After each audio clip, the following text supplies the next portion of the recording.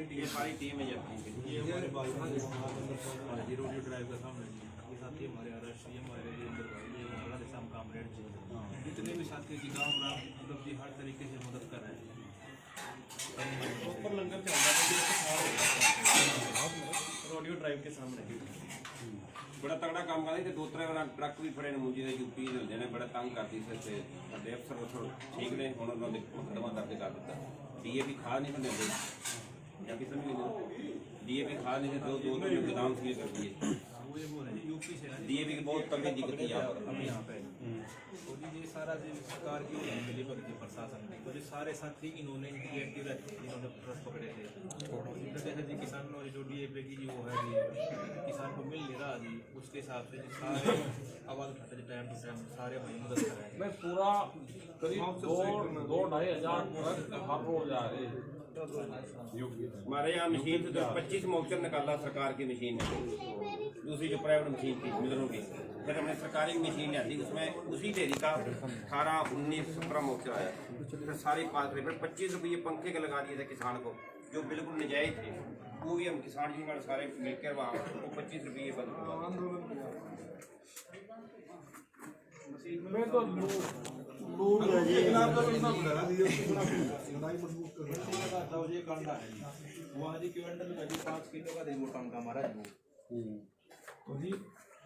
सारे साथी भाई है जी मिलकर जी आवाज सारे एक्टिव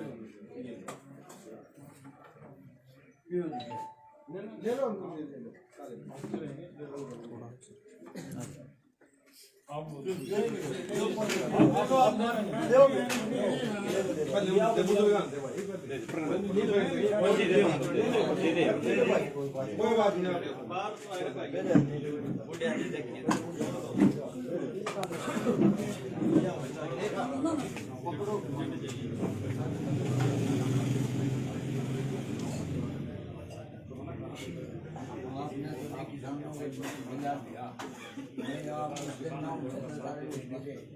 आपने निंदा करिए किसान को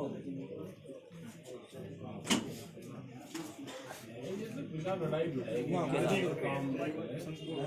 करोड़ का भेजा दिक्कत दे दिया। जो हमारी प्रॉपर्टी है भाई सारी चल उससे करते रहो कुछ भी तो सरकार ने पूरा करेगी। वाले भाई के नाम से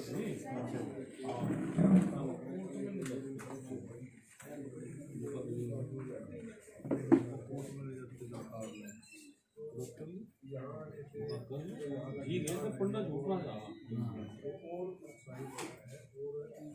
क्यों लुटेरा था पंडा छुटवा दिए ये जबर लुटेरे आ गए जमा जबर लुटेरे ना ये किसान इनका ऐसा ही इलाज करोगा इतना हीरा आ गई तो फिर तो ये शांति से चलाते रोज हाँ ये लंबा चलागा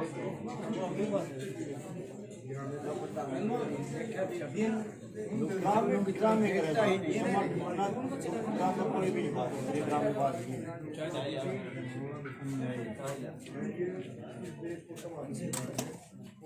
उधर दे दे भाई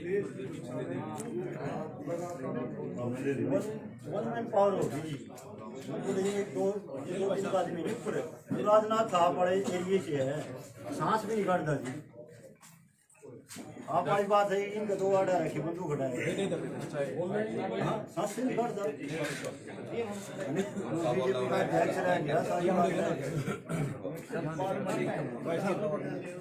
हाँ हाँ वो तो बड़े अच्छे गाना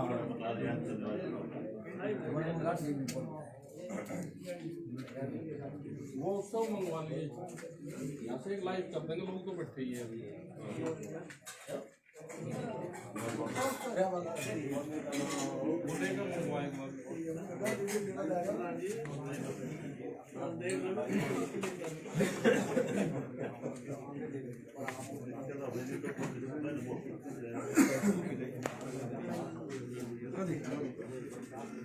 कमर राकेश टिकैत जो आज सफीदों के गांव करसिंधु में पहुंचे हैं। आपको बता दें कि सफीदों के गांव करसिंधु में जो वरुण खरब थे, उनके भाई की मौत हो गई थी कोरोना काल में। इसको लेकर आज राकेश टिकैत जो किसान नेता है, वो आज उनके घर पर परिवार को सांत्वना देने के लिए आज उनके घर पहुंचे हैं। और ये लाइव तस्वीरें आप सफीदों के गांव करसिंधु से देख सकते हैं। और उनके साथ में तमाम जो शहर के सफीदों के नेता किसान नेता हैं।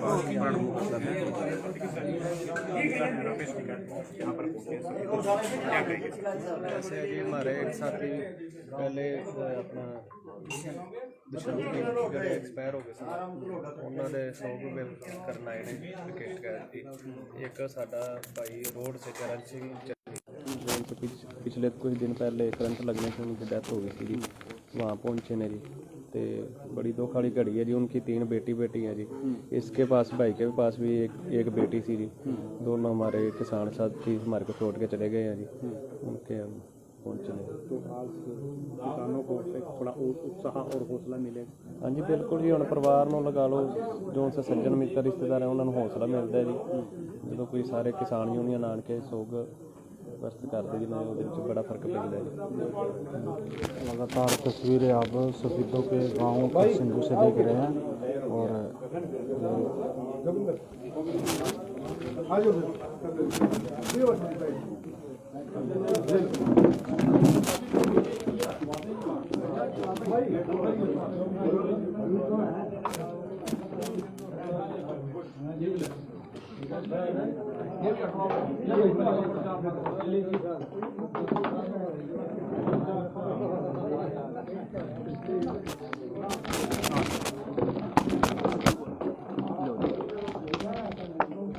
वो दोनों चीज मकबूल है।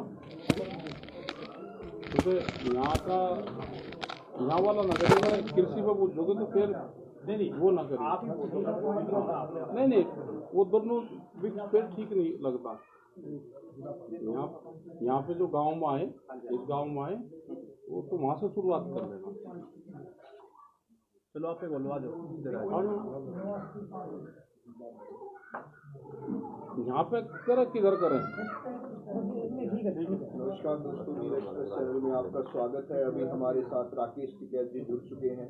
तो सर, आप हरियाणा में अभी विजिट कर रहे हैं करसिंधु गांव में, तो सर बताएंगे कि किस तरीके से आप मतलब यात्रा रहेगा? यात्रा है, गांवों में जा रहे हैं और गांव की क्या हालात है, जो ये 3 कानून बने हैं, इसका क्या प्रभाव सीधा गांव में पड़ रहा, इन सब चीजों पर चर्चा हो रही। आज का भी जैसे मामला है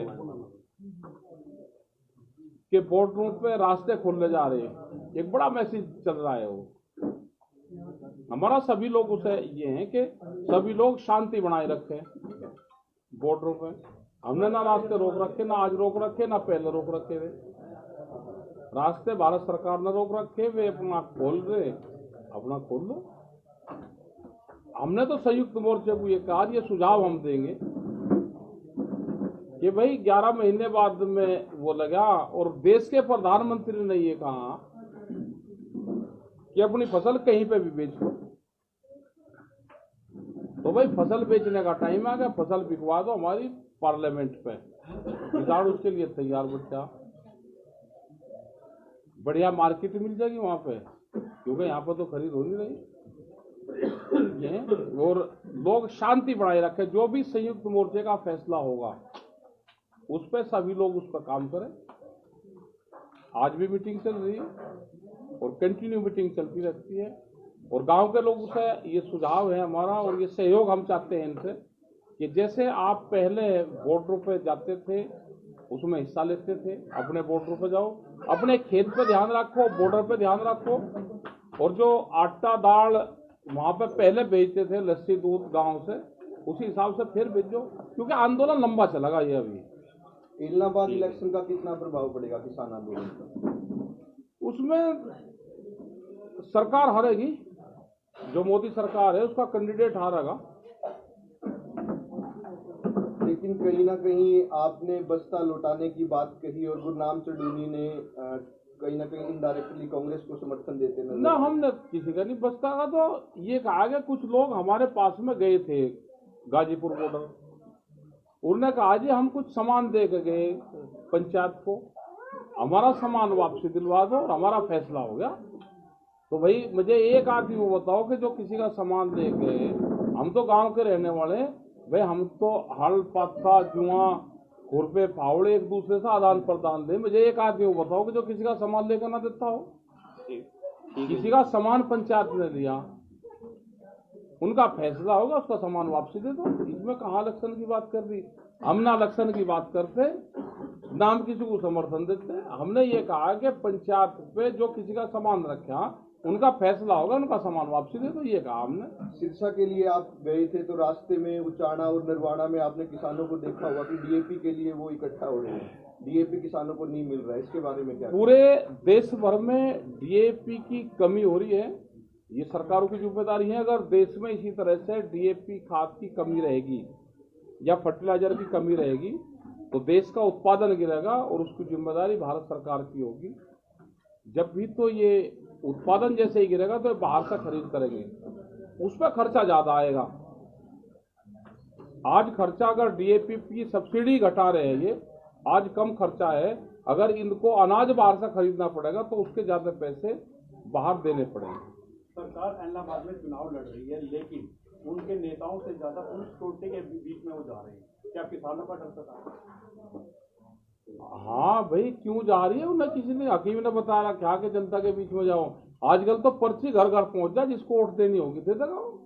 क्यों जा रहे हैं जनता के बीच में फोर्स को लेके? उन्हें वोट ही तो चाहिए, और जनता उनको वोट नहीं दे रही तो क्या लेने जा रहे हो जनता के बीच में? किसने बताया उन्हें जनता के बीच में जाने के लिए? अगर बीजेपी इलेक्शन इलाहाबाद का जीत जाती है तो किसान आंदोलन कमजोर पड़ जाएगा। अरे क्यों जीतेगी भाई? ऐसी गलत बाणी क्यों कर रहे हैं? हाँ, गलत बात नहीं करते चाहिए। वो क्या जीतेगी?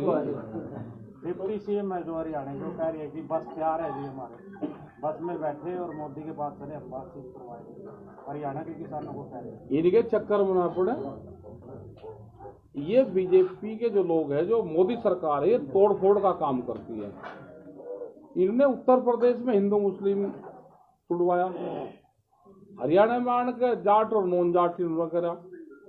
ये गुजरात चले गए तो पटेल नॉन पटेल करा। ये उनके महाराष्ट्र गए तो मराठा नॉन मराठा करा। फिर ये बिहार चले गए तो बिहार में लालू प्रसाद का परिवार तोड़ा। ये उत्तर प्रदेश में आके मुलायम सिंह का परिवार तोड़ा। यहाँ पे चौटाला का परिवार तोड़ दे। तो तोड़ फोड़ वाले लोग हैं, इनके चक्कर बनावे अपना। वो सीएम की कुर्सी मिल रही है अपना, या तो भाई इस्तीफा देकर जनता के बीच में आ जाए, नहीं तो अपना चुपचाप अपना भाई उस कुर्सी का मजा ले ले। और क्यों खामखा विवाद में पा दे? वो कह रहे हैं कि पंजाब के इलेक्शन के लिए आंदोलन चलेगा। पंजाब के इलेक्शन तक चलेगा। हाँ, पंजाब यूपी तो 4-5 स्टेट में इलेक्शन तो एक रूटीन। पंजाब के इलेक्शन तक ही आंदोलन चलेगा, उसके बाद में खत्म हो जाएगा, क्योंकि जो पंजाब के किसान वहाँ बैठे हुए हैं वो अपने घरों को लौट जाएंगे। अरे ऐसी भविष्यवाणी तो कहाँ है भाई? इतना बड़ा जोत से हमें मिला ही नहीं आज तक को। नहीं है। इलाहाबाद में सारे अपने पास। अरे कह रहे होंगे भाई जो को कह रहे, लेकिन भारतीय मजदूर संघ ने अभी प्रधानमंत्री के नाम ज्ञापन सौंपा है निजीकरण के विरोध में।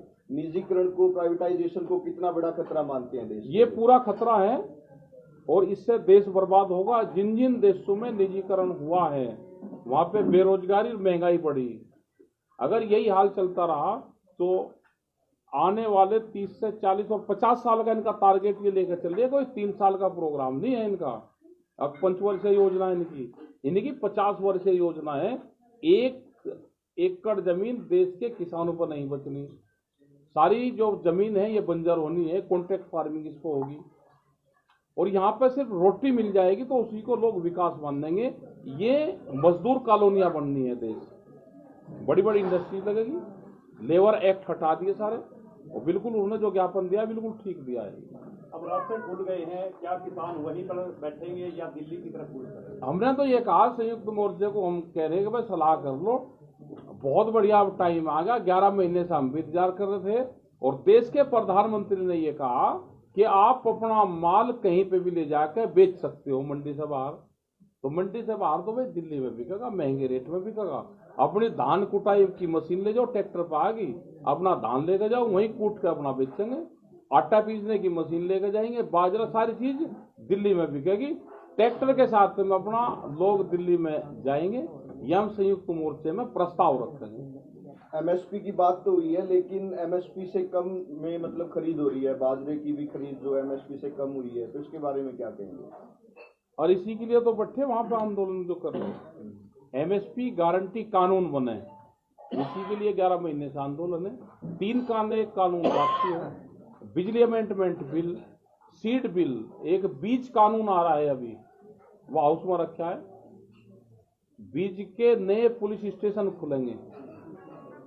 ये आगे तो दूध का आ रहा है, अगर 2 पशु किसी के पास में हैं तो उस पर कॉमर्शियल कनेक्शन लेना पड़ेगा। तो बहुत कानून आ रहे हैं, लोगों को छका देंगे, इतने कानून है। लखीमपुर में अजय टैनी की गिरफ्तारी नहीं हुई, 120B का मुलजिम है, उसकी बर्खास्तगी नहीं हुई, और ये इस आंदोलन का हिस्सा रहेगा। कहीं ना कहीं हम ये मानते हैं कि कल को जैसे पूर्ण पंडित जी कांग्रेस में करने गई है, आप भी किसी पार्टी का दामन थामेंगे? हम किसी में नहीं जाते, हम तो आंदोलन में हैं। आप रोड में विजिट करके आए और आप कुर्सियों में बैठे हैं सर। 2 किसान नेता, बड़े हमारे किसान नेता थे, साथी थे पूर्ण रूप से, और आंदोलन में बड़ी भागीदारी की थी, दोनों साथ रहते थे। तो इनका बड़ा दुख है, इनके परिवार से हम मिले तो दुखद घटना ये परिवारों के साथ में है।